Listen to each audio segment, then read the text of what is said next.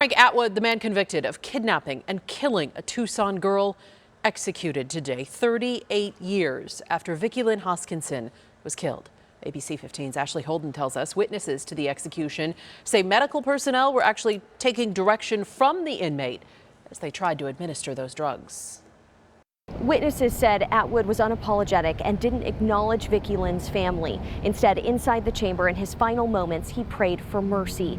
Today represented closure for the family, but also raised questions about the state's protocol. When something like this happened to Vicki Lynn, it happened to the entire community. Tucson reporter Bud Foster remembers the day when 8-year-old Vicki Lynn went missing.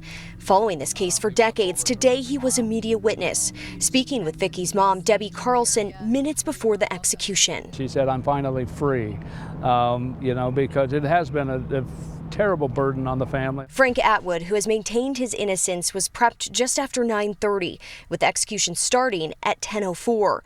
Foster says they saw the entire process before hearing Atwood's last words, which included thanking his wife Rachel.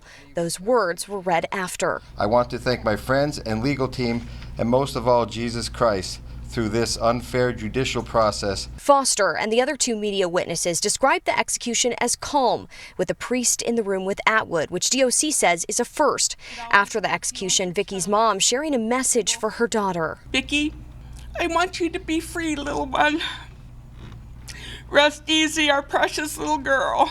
Media witnesses all said that 2 IVs were used and Atwood seemed to be helping the medical personnel. Here is someone who is maintaining his innocence, and yet he is helping the executioners end his life. Jimmy Jenkins, a member of the media who served as a witness requested by Atwood and his attorneys, says he saw medical personnel taking advice from Atwood himself as they tried to place a second IV, ultimately putting it in his right hand. Time and time again, we see the execution team struggling to insert the IVs into the prisoner's body. So I think that we need to find out more about the training that these people have or are not getting. Before the pandemic, it was DOC's own protocol that they could have 5 media witnesses to witness an execution.